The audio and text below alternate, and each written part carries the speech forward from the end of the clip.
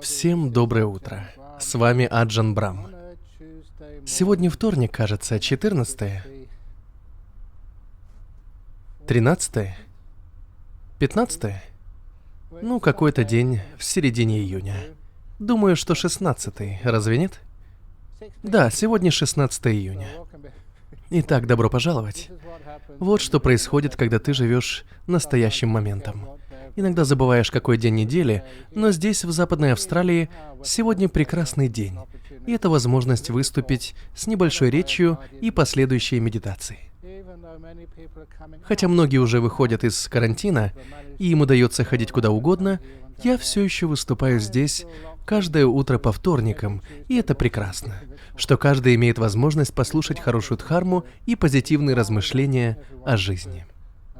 Одним из таких позитивных размышлений является умение не беспокоиться о будущем, никогда не зацикливаться на прошлом и всегда быть в настоящем моменте со свободным, чистым и открытым сознанием, способным оценить так много вещей, которые происходят здесь и сейчас. Иногда я называю прошлое обузой мертвых моментов.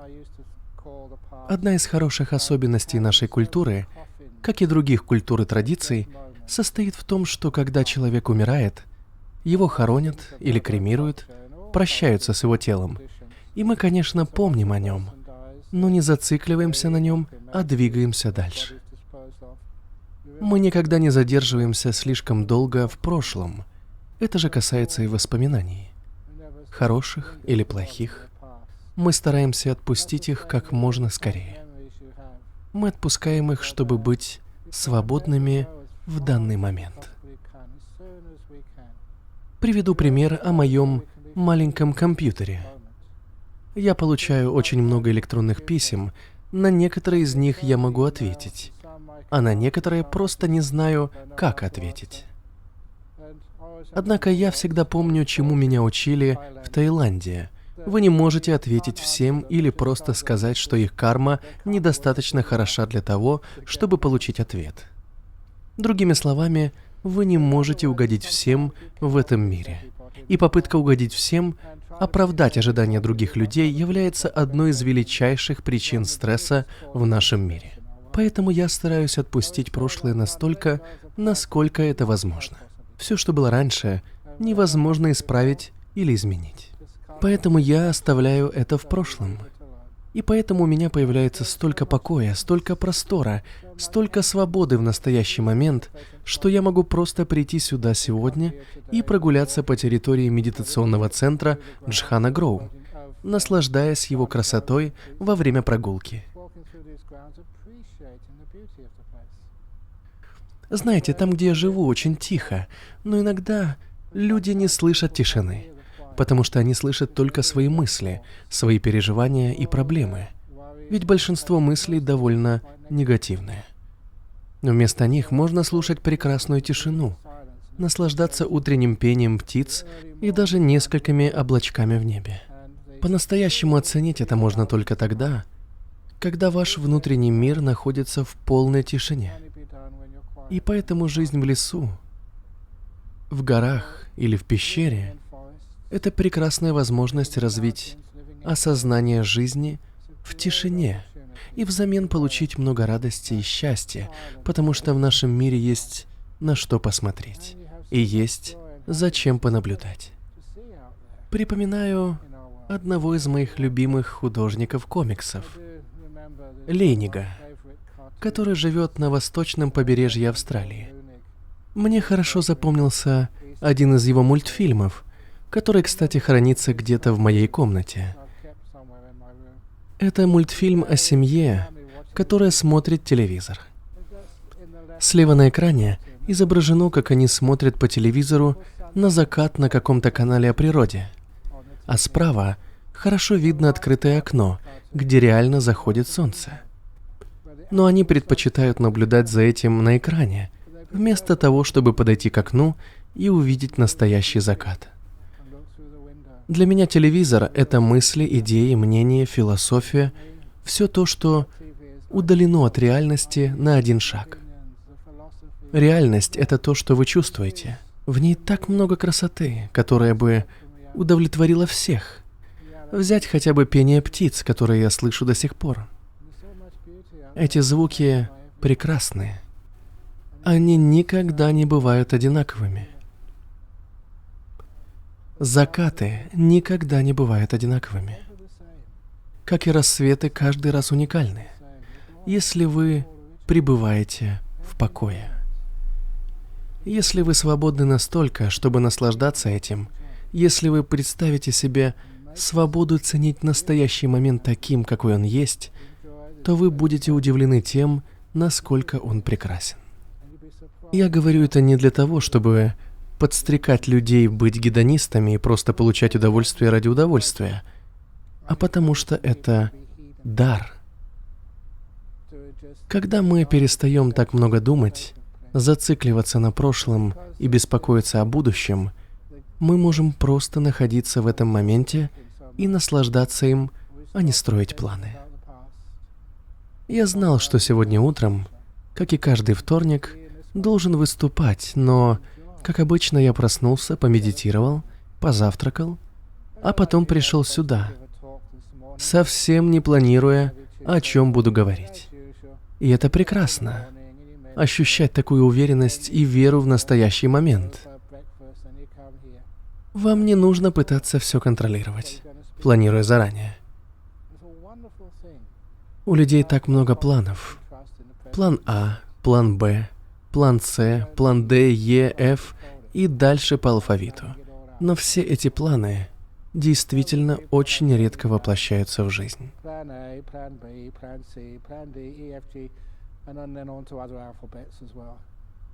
Я до сих пор помню время, когда был ребенком, и одним из моих первых воспоминаний является день, когда мама сказала, что на следующее утро мне не нужно идти в школу. Мне, должно быть, было лет 6, 7 или 8. Я обрадовался. Ура! Завтра не нужно идти в школу. Однако мама уточнила, что мне нужно пойти к стоматологу. На что я ответил: лучше я пойду в школу, мама. Но она возразила, сказав, что посещение стоматолога обязательно. Это были те времена, когда у стоматологов были эти ужасные бормашины с острыми наконечниками, которыми они сверлили зубы. Это напоминало пытки, и поэтому я, конечно, расстроился, потому что очень не хотел идти к стоматологу. Я принялся плакать и устроил истерику. Я так не хотел идти, но мама все же сказала: «Ты должен». Поэтому я пошел в спальню очень расстроенным. Я плохо спал, пытался придумать способ, чтобы избежать встречи с стоматологом. А когда проснулся, у меня появился план. Не стоит недооценивать детей, потому что даже у них есть какие-то планы, которые, по их мнению, могут сработать. Я сказал маме: «Ты не любишь меня, мама. Как ты можешь меня любить, если отправляешь к стоматологу?» Это, конечно, не сработало. И она потянула меня, заплаканного и в истерике, к тому дантисту. И я помню, что когда я подошел к кабинету стоматолога, на его дверях висела табличка «Закрыто», потому что врач заболел. Я навсегда запомнил, что все эти страдания, крики, слезы и плохой сон были результатом волнения из-за чего-то, что так и не случилось. Зато это дало мне очень хороший урок. Жить здесь и сейчас. Насколько это возможно. И не углубляться в мысли, а чувствовать. Не зацикливайтесь на воспоминаниях. Не беспокойтесь о будущем.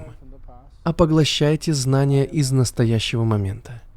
Ведь так много всего происходит именно здесь и сейчас. Здесь существует столько всего, что может вас удовлетворить. Я не смотрю телевизор много лет, но я могу наблюдать за прекрасными закатами, рассветами и полдниками, за птицами и цветами, за деревьями, ветром и дождем. Это очень красиво наблюдать. Выйти на улицу во время грозы и просто смотреть, как дождь стекает вниз по зеленым листьям деревьев и на деревья, пытающиеся удержать своими листьями дождь на мгновение, а он все капает и, достигая земли, насыщает ее влагой. Это древний процесс, который, только задумайтесь, существовал тысячи лет, и вы можете быть его свидетелем. Пребывая в покое, наслаждаясь и получая удовольствие, просто наблюдая, как дождь стихает. Таким образом, мы развиваем нашу медитацию. Взгляните, сколько вокруг красоты. Вместо того, чтобы смотреть новости, следить за отмененными рейсами, за людьми с коронавирусом, за теми, кто протестует, потому что все болеют. Я не понимаю, для чего они все суетятся. Если можно просто спокойно сесть и наполниться блаженным спокойствием и красотой, которая присутствует в каждом моменте. И как только мы начинаем это делать, хотя бы раз или 2 раза в день, то почувствуем эту невероятную энергию, от которой и мы наполнимся добротой. Легко быть добрым, когда ты находишься в покое. И легко понять, как именно ты можешь помогать и быть полезным другим людям. Иногда люди чувствуют себя растерянными. Они не могут никому помочь. Хотя и стремятся делиться, они хотят быть полезными другим, но не знают как. Пожалуйста, запомните, что даже улыбка и искреннее приветствие всех вокруг являются маленькими жестами добра. И совсем не важно, какого цвета кожи, расы, религии, какого возраста и национальности окружающие вас люди. Люди могут быть разными снаружи, но слезы у всех соленые. А улыбка легко передается всем вокруг. Внутри мы очень похожи. Это одна из причин, почему легко быть добрым и любить всех, если ты находишься в моменте и видишь его красоту. Бывает, когда мы начинаем медитировать, так легко найти себе оправдание. Ох, я устал. Ой, у меня болит голова. И я простудился. Ой, да я... И еще многое, что нужно сделать впоследствии. Точно так же, как и в моей истории о стоматологе. Я действительно думал, что мне придется пойти к нему, и я так преувеличивал то, что меня ожидает, но мне не пришлось к нему идти. Когда я наконец сходил к нему позже, мне было не так больно, как я думал. Удивительно, но когда мы мыслим негативно, мы лишь усугубляем жизненные проблемы. Вместе с тем мы не умножаем положительные моменты нашей жизни.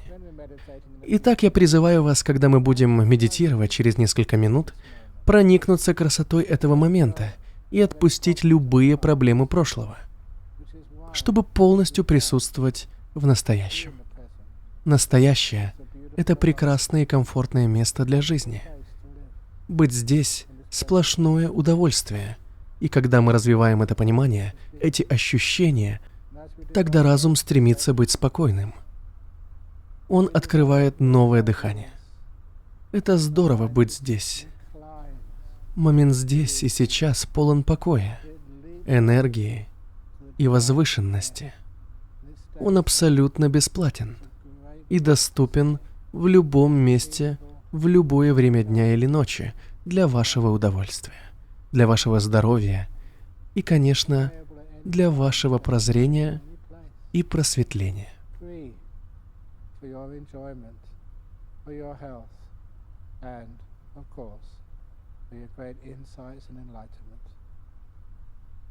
Это идеальный момент, чтобы учиться получать удовольствие, учиться отдыхать и наслаждаться этим прекрасным мгновением здесь и сейчас.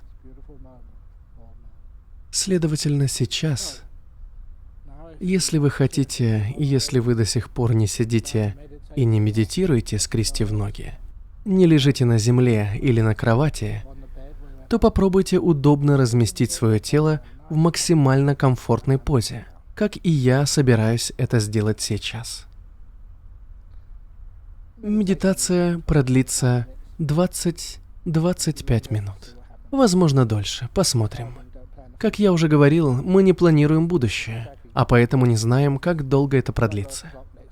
Однако рядом со мной есть часы, чтобы напоминать мне на случай, если я потеряю счет времени. Итак, закрываем глаза. Вместе с ними закройте глаза на все свое прошлое.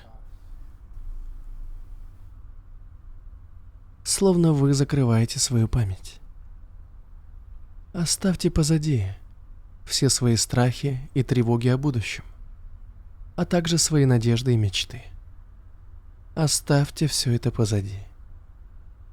Это как закрыть двери своего разума, чтобы вы могли остаться наедине внутри. Не впускайте в ваше сознание ничего постороннего, кроме моего голоса. Именно сейчас, в этот момент, вы учитесь довольствоваться тем, что имеете, и быть счастливыми.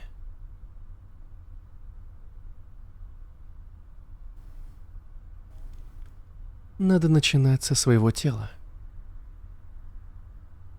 Это первое, с чего мы начинаем утро здесь, в Австралии. Хотя у других людей, возможно, это будет посреди ночи или поздним вечером. Даже если вы можете быть уставшими или сонными, старайтесь осознать свое тело, не осуждая его.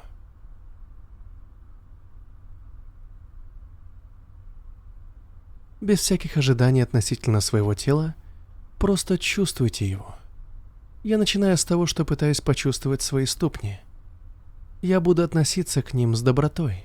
Я не буду указывать им, что делать, а спрошу их, как спросил бы старого друга: «Как твои дела сегодня?» Я спрошу обе ступни, левую и правую: «Как вы себя чувствуете?» И это удивительно, потому что когда ты спрашиваешь, ты получаешь ответы, чувствуешь свои ступни, перенимаешь их малейшую скованность или усталость. И как только я чувствую это, когда понимаю, в чем проблема, ее становится очень легко исправить. Пошевелите ногой в одну сторону, затем в другую, подвигайте немного пальцами ног, разомните пятки. Затем я выпрямляю спину и спрашиваю ноги: «Как вы?» Они отвечают: «Прекрасно, спасибо за внимание». Затем переместите внимание на ягодицы. Я чувствую давление своего тела, вдавливающего мышцы ягодиц в подушку, на которой я сижу. Это не предоставляет дискомфорт, но я все же должен убедиться, что им удобно, насколько это возможно. И как только мои ягодицы скажут «Спасибо за внимание», я перейду к спине. Я, конечно, начну с талии, убедившись, что на ней нет тугого пояса. Пояс едва затянут, но я не чувствую дискомфорта, мне очень удобно. Дальше я сконцентрируюсь на позвоночнике. Я хорошо растягиваю его, ощущаю, насколько могу, свою спину и спрашиваю: «Как твои дела? Могу ли я что-нибудь сделать, чтобы тебе было комфортнее?» Эти проявления доброты к своему телу, даже если это просто намерение, без конкретных действий, уже улучшают чувства в теле. Я ощущаю, как моя спина смягчается, как она расслабляется и чувствует себя очень комфортно. Дальше я перехожу к плечам. Всегда уделяйте особое внимание плечам, потому что на них обычно большая нагрузка. Я стараюсь максимально расслабить их, расслабляю как могу. Я ничего не тяну, ничего не держу, ни на что не опираюсь. Я позволяю всем мышцам, сухожилиям и всему остальному просто расслабиться. Я внимателен к ним и чувствую, когда эти мышцы напряжены, а когда они расслаблены. Вы просто наблюдаете, поглощаете информацию, учитесь умом ощущать собственное тело. Вы узнаете его и хорошо осознаете, что вызывает напряжение, а что приносит расслабление. Сейчас мои мышцы в плечах расслабляются. Я спускаюсь вниз по рукам, мимо локтей, которые достаточно здоровые, поэтому я быстро миную их, с намерением уделить внимание запястьям и кистям. Я проверяю каждую часть своих рук и спрашиваю: как дела, локти? Как вы себя чувствуете, запястья? Как вы сегодня, кисти? Когда каждой части моих конечностей удобно, я спокоен, что все хорошо, и я могу продолжать. Вы как будто уютно уложили в постель маленького засыпающего ребенка. Поэтому можно двигаться дальше. Я не засыпаю, но перемещаю свое внимание подальше от рук и запястий к шее. Следя за тем, чтобы голова держалась сбалансированно. У меня есть привычка всегда двигать головой вперед и назад, влево и вправо, чтобы убедиться, что она хорошо сбалансирована, иначе у меня болит шея. Сейчас я не ощущаю боли в шее. Однако в горле есть незначительное першение. Я не пытаюсь от него избавиться, а принимаю и отношусь к нему с пониманием. Старайтесь быть с телом, а не против него.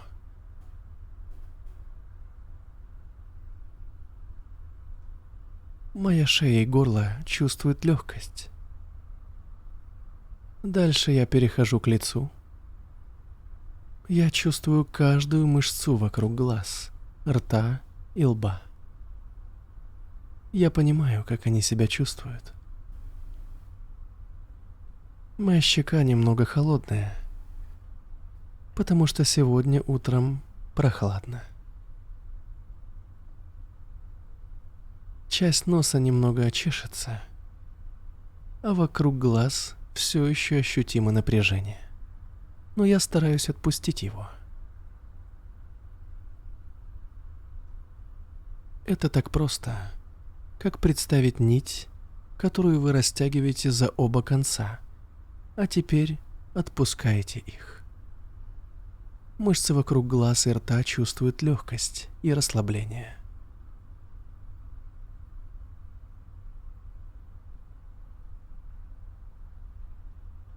Все мое лицо чувствует невесомость и комфорт.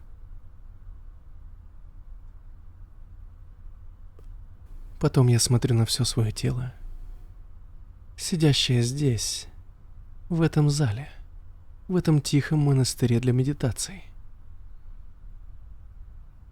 Как мне повезло быть здесь.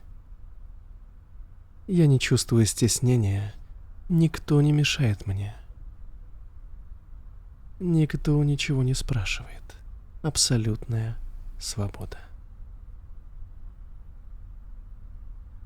Я не скован прошлым, которое всегда призывает меня к решению проблем. Я не прикован к будущему, которое заставляет волноваться, что что-то может пойти не так. Я свободен. И в этот прекрасный миг я нахожусь в гармонии со своим телом. Я осознаю, какое наслаждение приносит расслабленное тело. Это наслаждение живет в моменте здесь и сейчас.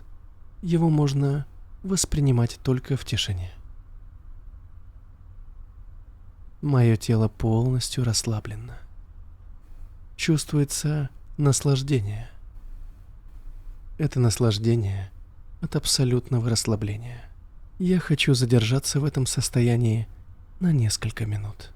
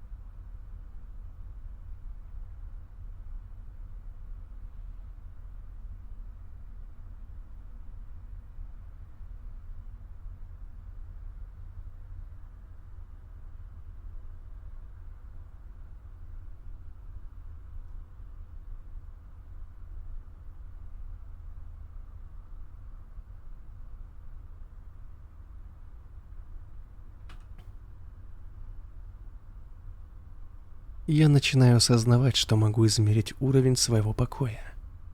Насколько я спокоен. Я присваиваю себе номер от 1 до 10, чтобы понять, что влияет на уровень моего покоя и что снижает его. Что вызывает покой? Что его нарушает?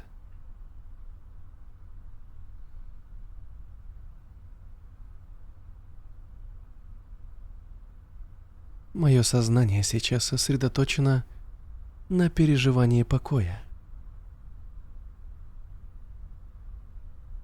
на познании его характера, как старого доброго друга.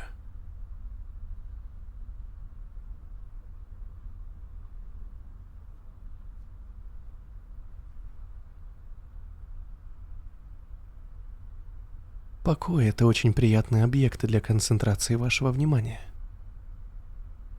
Вы не можете заставить себя сосредоточиться на покое. Он не терпит принуждения, потому что это разрушает его. Но когда вы позволяете ему наполнить вас, быть с вами, он растет.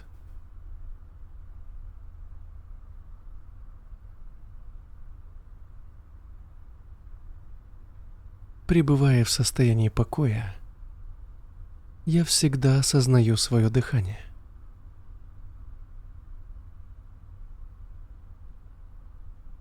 Дыхание, которое я ощущаю в объятиях покоя.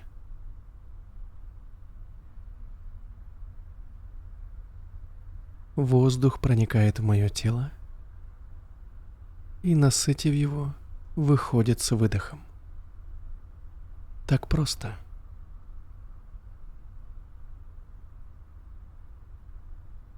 Это все, что у меня есть в этот момент.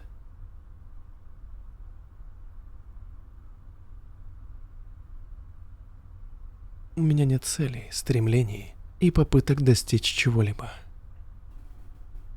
Это влечет за собой отсутствие покоя. Зато я доволен, мне приятно быть здесь. Мне этого достаточно. Теперь я могу наслаждаться этим опытом, этим невероятным чувством, дышать здесь и сейчас. Это как быть на отдыхе, только внутри своего тела. И не на 5-звездочном курорте, а на курорте категории 1 000 000 звезд.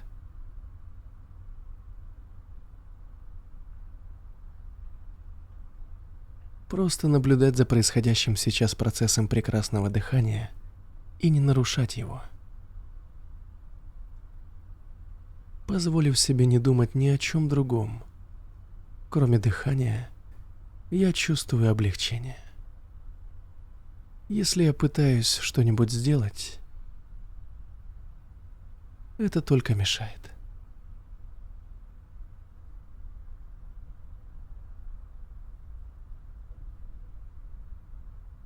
Сейчас я буду хранить тишину около 5 минут. Ближе к концу медитации я снова начну говорить.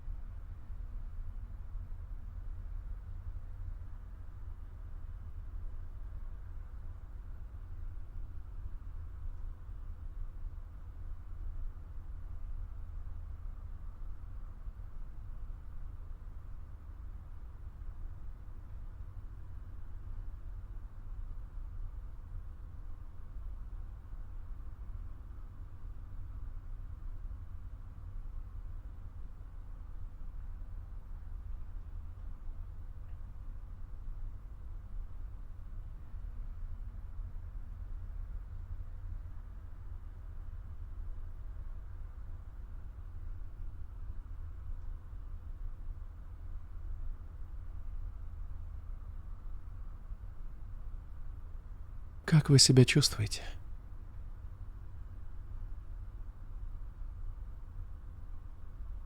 Насколько спокойно ваше сознание? Насколько расслаблено тело?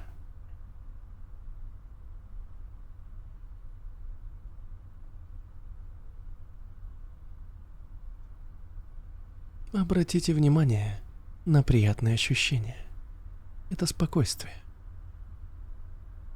Когда вы осознаете, что это счастье, пити-сукха, как говорят на пали, оно будет только увеличиваться.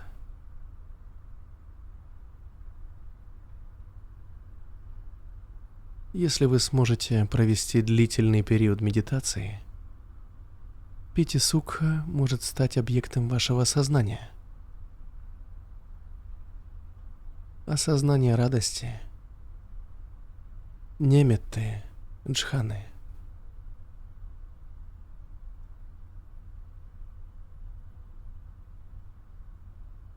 Как себя чувствует сейчас ваше тело, когда мы завершаем медитацию?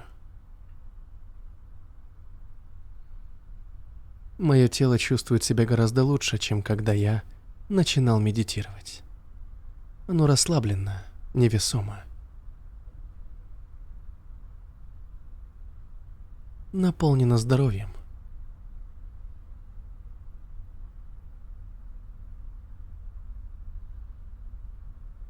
Сейчас я ударю в гонг,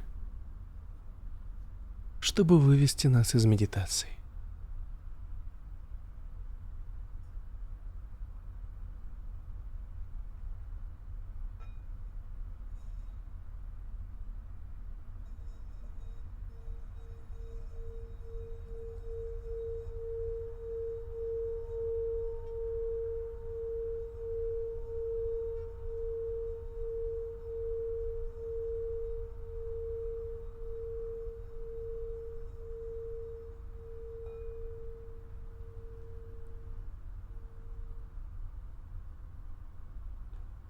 Это было замечательно. А сейчас я благословляю всех вас, ваше счастье, ваше крепкое здоровье, вашу силу и ваше мужество уделить себе время, чтобы обрести покой в медитации.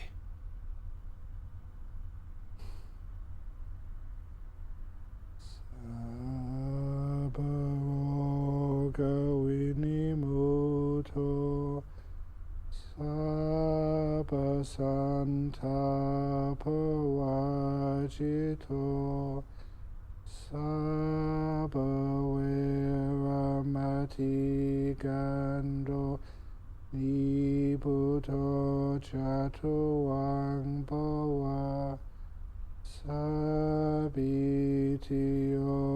Iwa Chantu Sabharogo